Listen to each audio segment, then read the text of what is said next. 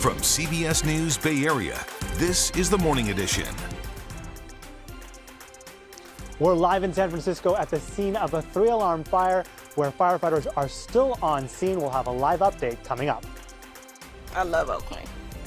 It's very hard for me and my son. One lifelong Oaklander has had enough of the situation in her city. She explains why she has no choice but to pack up and leave. Plus, the lantern is a symbol of life, a symbol of celebration, a symbol of happiness.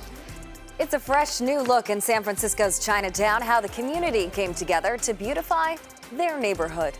And we have cool and cloudy conditions along our coastline this morning with daytime highs today, even off into our East Inland Hills, below average. How much longer is that going to last? I'll let you know coming up.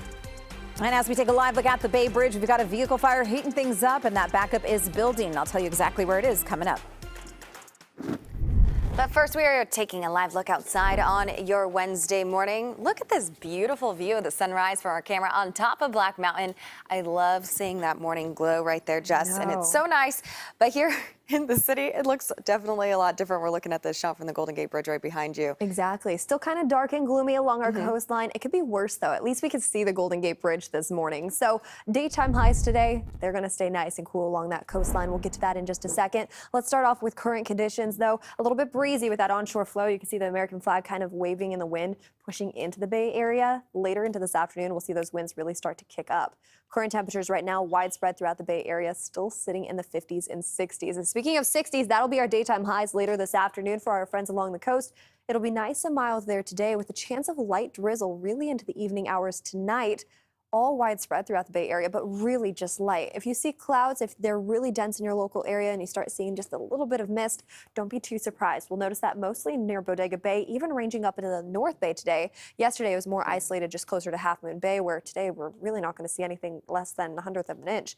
Now, here we go all throughout this afternoon hours, or the afternoon hours today. 60s in sight for us along the coast, 60s even in the heart of the Bay, but daytime highs today off in our inland areas. At max, we're only warming up into the mid-80s. It's a cool setup in the Santa Clara Valley. It's a cool setup up in the North Bay. And even for our friends off to those East Inland Hills, we'll see plenty of sunshine today, near Concord even, once that marine layer pulls its way back. But we're only warming up into the low 80s today, tomorrow, even into Friday. Watch what happens as we head into this weekend. Suddenly we're talking about low 90s, which is still mild in the grand scheme of things. So we're going to have more on that coming up in a bit and why that warm-up's even happening. For now, over to you, Gianna. All right, Jessica, thank you. Look at this live look at the Bay Bridge. This got backed up really, really quickly. Look at that. Traffic just stacking up. Metering lights are on. And what's adding to this is a vehicle fire just as you get past this point a little closer to the metering light. So an early backup here at the Bay Bridge. If this is your ride heading into San Francisco, definitely want to think about giving yourself a few extra minutes this morning to make it through what is a slower than usual commute. We don't typically see this bad of a backup until maybe another 10 to 15 minutes. So definitely think about that as you get ready to head out the door this morning to work, or maybe you're taking the kids to school. Now, the positive is it's sort of helping ease traffic as you work your way across the upper deck. Here is a live look not too far from the tunnel. You can see it's not too bad. It gets a little slower coming off that exit as you work your way into the city. An investigation now underway after a large fire erupted in San Francisco's Sunset District. Last night, that fire spread to multiple buildings in the area and required a massive response from fire crews. Sean Chitness is live in the Sunset where that fire broke out. And Sean, what's the scene looking like this morning? Amanda, good morning. Well, we can get a better sense of the damage right now. As I step aside, we can tell you firefighters are still on scene, but they clearly have the situation under control. But one of the buildings that was affected by this fire, where the flames clearly spread over to, all boarded up from the street side, giving us a sense of just how much damage that was there. This was a 3-alarm fire that required more than 100 firefighters to get to the scene last night. Let's take a look, though, at what was happening around 8:30 in the evening here at the intersection of 8th and Irving. That's when crews first arrived on scene. They were saying that they had reports of heavy fire coming from the second floor of a 3rd-story apartment complex, and the damage did spread to other businesses like that hardware store behind me. Now, this morning we're working to learn more about just how many people were impacted by this fire. We know no one was hurt, but still unclear how many people may have been displaced. This is a great example to be prepared. You never know when a fire is going to occur. Make sure you always have working smoke alarms in your home. Make sure you have an escape plan. And so here's a look at that 3-story building that's on the other side of this intersection, as we come back over to where we're standing here, that's where that hardware store is. So clearly a large space of this neighborhood impacted. Right now we are waiting to find out if there's any initial idea about the cause of this fire. That is still under investigation, but we do know that the Red Cross showed up last night to help anyone who may have been displaced. Amanda, back to you.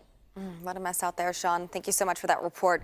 Let's take a look at our top stories now. Shoppers may be hesitant about going into Home Depot after another case of retail theft escalated to violence.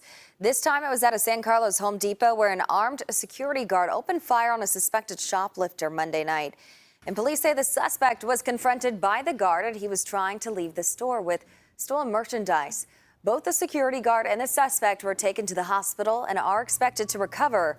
That suspect has since been booked into the San Mateo County Jail. A federal judge has ordered attorneys on both sides of former President Donald Trump's criminal election case to appear in court on Friday for a hearing on a proposed protective order. That order would restrict what the former president can say about the January 6th case. Special counsel Jack Smith is requesting Trump be barred from publicly talking about some of the evidence collected during that criminal investigation.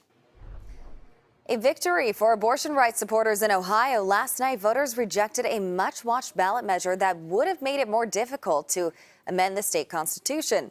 This has major implications for Ohio ahead of a November vote on a state constitutional amendment that would guarantee the right to an abortion.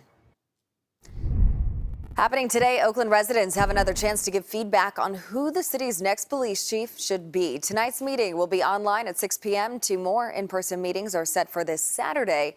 OPD has been without a permanent chief for most of the year after Mayor Sheng Tao fired LaRon Armstrong, saying he mishandled officer misconduct cases. Now, all of this comes as the city deals with more deadly violence. Just yesterday, Oakland police responded to two fatal shootings just minutes apart.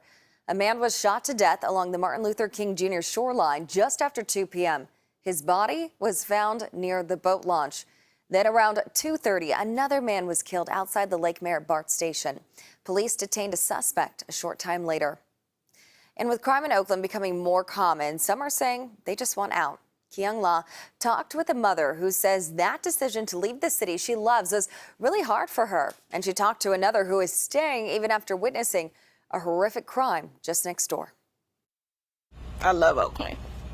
It's very hard for me and my son, especially my son. So Kristen Cook is leaving Oakland, California. Be careful. After living here her entire life. I can't take it anymore.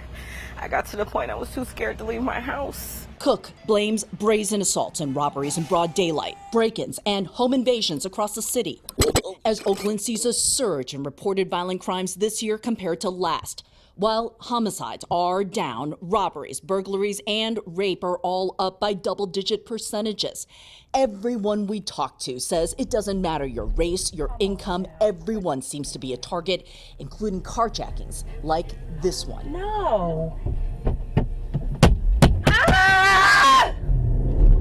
Now they're carjacking people at stop sign. And my son is about to start driving. The fact that I am being pushed out because I emotionally can't take it anymore is horrible. But Tony Bird is staying. She lives with a locked front gate and 5 security cameras. Bird says Oakland police recommended steel braces for residential doors and air horns. The idea is if you set it off, your neighbor would hear it, set theirs off, and more people are alert that there's danger. Her neighbor across the street, 60-year-old retiree Dave Schneider, was shot to death in June, trimming his front tree during the day. He died as Bird and other neighbors tried to save him. I'm not looking for the perfect, safe place. I'm looking for a place where the elderly, women with children aren't targeted. I think we can all agree that that needs to change. And so I feel like it will change, and that's why I'm staying. Found everything you're looking for, okay? But staying open gets tougher every day for Troy Welch, owner of Laurel Ace Hardware. There's about 6 of them that comes in. Welch's store was robbed just hours before we met him. They went through our cash registers, and this is at my office. But you'll see they went in, they tried to take a sledgehammer to it, tried to lift it, and he's going to figure out they aren't getting into that safe. Welch says he loses 10% of his merchandise to theft. So common this year, he leaves his registers empty and open, tired of replacing them. It's more brazen, sometimes more violent, I think, than what it used to be. Frustration has spilled over in community meetings, anger often directed at leadership, like the newly elected district attorney, who has been on the job just 7 months. Darren White is with the NAACP Oakland branch, which penned an open letter to their city, blaming failed leadership, the defund the police movement, and anti-police rhetoric for creating a heyday for Oakland criminals. We're not trying to say, mass incarceration and arrest everyone. We want the people that are out here committing these violent crimes arrested and charged.